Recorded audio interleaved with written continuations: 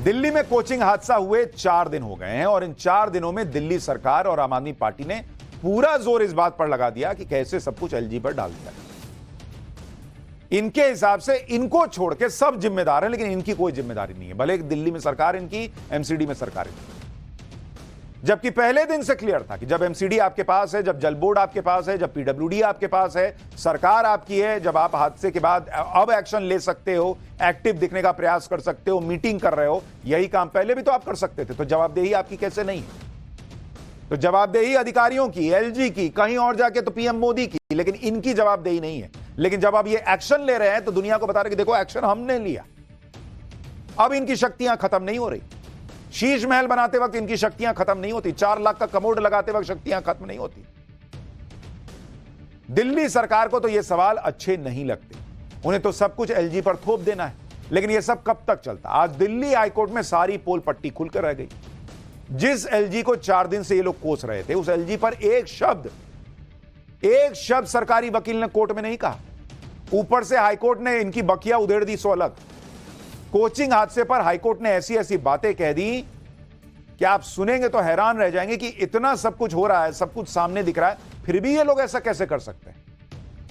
High court ने कहा कि दिल्ली में सब गड़बड़ चल रहा है। एमसीडी को नहीं पता कौन सा नाला कहां है, उनके इंजीनियर्स को नहीं पता। कभी सूखे की शिकायत करेंगे तो कभी बाढ़ की। दिल्ली के इंफ्रास्ट्रक्चर में समस्या है। एमसीडी अधिकारी एसी कमरे से निकलते नहीं है। मुफ्त वाली नीतियों पर दोबारा विचार कीजिए। समस्या पैदा करके समाधान खोज रहे हैं आप। ये तो आपको कुछ लब्बो लुआब बता रहा हूं, अभी डिटेल बताऊंगा तब आपको पता चलेगा कि आज कोर्ट में क्या क्या हुआ। ये बातें दिल्ली हाईकोर्ट ने एमसीडी को लेकर कही हैं और इसी एमसीडी का कैसे आम आदमी पार्टी बचाव कर रही थी, कैसे एलजी के ऊपर सब थोप रही थी, ये 4 दिन से सब देख रहे हैं। पूरी आम आदमी पार्टी और दिल्ली सरकार 4 दिन से चीख चीख कर कह रहे थे कि कोचिंग हादसे की जिम्मेदारी एलजी और बीजेपी की। कल संसद के बाहर संजय सिंह ने प्रोटेस्ट कर दिया, बोर्ड लेकर चीख चीख कर कहा कि ओल्ड राजेंद्र नगर में जो हादसा हुआ उसकी जिम्मेदारी एमसीडी और दिल्ली सरकार की नहीं, एलजी और बीजेपी की है। एलजी इस्तीफा दें। लेकिन आज हाईकोर्ट में सुनवाई के दौरान एमसीडी के वकील तो कुछ और ही कह रहे थे। आपको बताता हूं आज हाईकोर्ट में क्या हुआ। एमसीडी की तरफ से पेश हुए वकील ने कहा कि बिल्डिंग में कोचिंग सेंटर के लिए अनुमति दी गई थी और बेसमेंट स्टोरेज के लिए था। अधिकारी जांच कर रहे हैं। 75 संस्थानों को नोटिस जारी किए गए हैं, 35 संस्थानों को बंद कर दिया गया और 25 को सील कर दिया गया। हम किसी भी बात को उचित नहीं ठहरा रहे, लेकिन कार्रवाई की जा रही है। इस पर हाईकोर्ट ने पूछा कि सवाल यह है कि ऐसी घटना आखिर हुई कैसे। इस पर सरकारी वकील ने कहा कि यह सामूहिक विफलता है। सरकारी वकील कह रहे हैं कि कोचिंग हादसा सामूहिक विफलता की वजह से हुआ। तो सवाल यह है कि इसका मतलब आम आदमी पार्टी भी जानती है कि इसके लिए एलजी जिम्मेदार नहीं है, लेकिन फिर भी उसने सिर्फ अपने ऊपर उठ रहे सवालों से बचने के लिए माहौल बना दिया कि एलजी और यहां तक कि पीएम मोदी भी जिम्मेदार हैं। अगर ये दोनों जिम्मेदार हैं, एलजी और पीएम मोदी, तो यही बात कोर्ट में बतानी थी ना बॉस। वहां तो एलजी के नाम का एक बार आपने जिक्र नहीं किया। सरकारी वकील ने नहीं कहा कि एलजी जिम्मेदार है। वहां तो कह रहे हैं सामूहिक जिम्मेदारी थी, गलती हुई है। लेकिन बाहर एलजी करते रहो का हिसाब चल रहा है। इन लोगों ने समझ लिया कि पब्लिक को हम कैसे भी घुमा सकते हैं बॉस, कोई पब्लिक पूछने वाली नहीं, पब्लिक सब देख रही है। अच्छा, कोर्ट में शायद इसलिए ये लोग ये नहीं बोले एलजी का नाम, क्योंकि पता था कि वहां तो रिटोरिक नहीं चलता है, वहां तो फैक्ट्स पे बात होती है, फिर और ज्यादा फजीहत हो जाती जब फैक्ट रखे जाते। इसलिए वहां सच बोलना पड़ गया कि सामूहिक जिम्मेदारी है, सामूहिक विफलता है। सरकारी वकील के मुताबिक हादसे की जिम्मेदारी एमसीडी की भी है, दिल्ली सरकार की भी है, बाकी एजेंसियों की भी है। हालांकि कोर्ट के सामने सुर भले बदल लिए, लेकिन बाहर कुछ नहीं बदला। बाहर कैमरों के सामने अब भी वही कहानी चल रही है कि आम आदमी पार्टी को छोड़कर सब जिम्मेदार है। अब आम आदमी पार्टी कोचिंग संस्थानों पर भी ठीकरा फोड़ रही है। एक बार सुनिए आतिशी जी क्या कह रही हैं, फिर बताऊंगा कि हाईकोर्ट ने और ऐसा क्या क्या कहा है जो बहुत गंभीर है और क्या केजरीवाल को अब यह सब सुनकर इस्तीफा दे देना चाहिए, उस पर भी आऊंगा। लेकिन पहले सुनिए।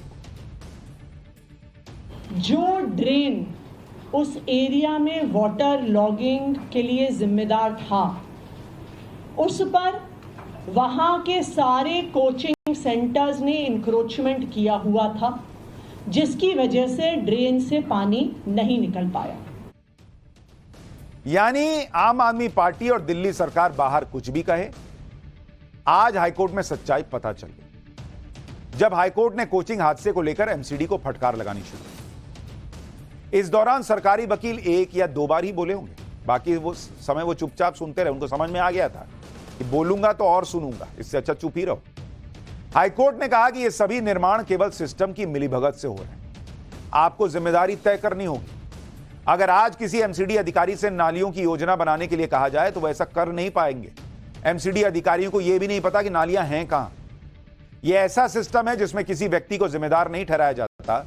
हमें यह पता लगाना होगा कि एक अधिकारी का अधिकार क्षेत्र कहां खत्म होता है और दूसरे अधिकारी की जिम्मेदारी कहां से शुरू होती है। हाईकोर्ट ने कहा कि इस मामले में किसी एक की जिम्मेदारी तय होनी चाहिए। दुर्भाग्य से कई अधिकारी एक दूसरे पर आरोप लगा रहे हैं। यहां ब्लेम गेम चल रहा है।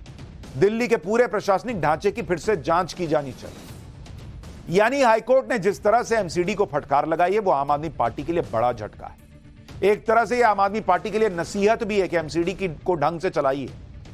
हाईकोर्ट की फटकार के बाद ओल्ड राजेंद्र नगर में प्रोटेस्ट कर रहे छात्रों को थोड़ी राहत मिली कि कम से कम हाईकोर्ट तो छात्रों की समस्याओं को समझ रहा है। देखिए इस मामले पर ओल्ड राजेंद्र नगर में प्रोटेस्ट कर रहे छात्रों ने क्या कहा, फिर आपको बताऊंगा कि कोर्ट में कैसे केजरीवाल की फ्री वाली पॉलिटिक्स पर भी सवाल उठ गए। हाई कोर्ट का जो कहना है बिल्कुल सत्य है, क्योंकि जो भी एमसीडी की तरफ से या दिल्ली पुलिस की तरफ से किया गया है बिल्कुल वो शक के दायरे में है। जैसे कि सबसे पहले इन्होंने बोला कि उस दिन की 3 कैजुअलिटीज हुई है। मेरा मानना है कि ये पूरी तरह से छुपाया गया है, क्योंकि 3 बॉडी को ले जाने के 10 एम्बुलेंस क्या करेगी। फटकार लगाने से कुछ नहीं होगा मैम, एक्शन नहीं लिया जा रहा है। हम कल एलजी से मैं मिलने गया था जब वहाँ पे, तो कोई भी एक्शन नहीं है मैम।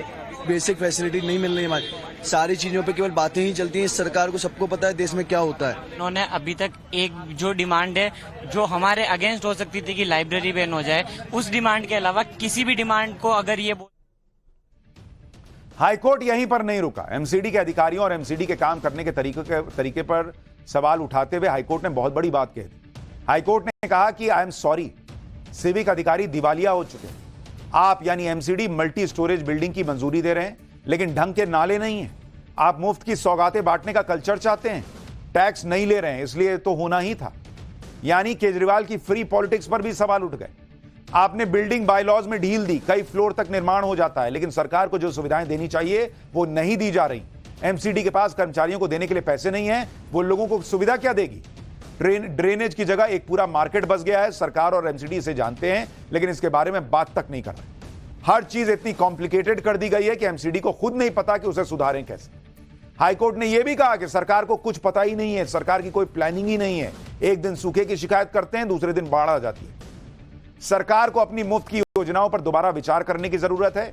कोर्ट ने कहा कि 6 से 7 लाख लोगों के लिए बसाए गए शहर में 3 करोड़ से ज्यादा लोग हो गए, लेकिन इंफ्रास्ट्रक्चर का विकास नहीं हो रहा है। यानी विकास का डिंडोरा पीटने वाले आम आदमी पार्टी और केजरीवाल की सरकार की एक एक कलई आज हाईकोर्ट में खुल गई।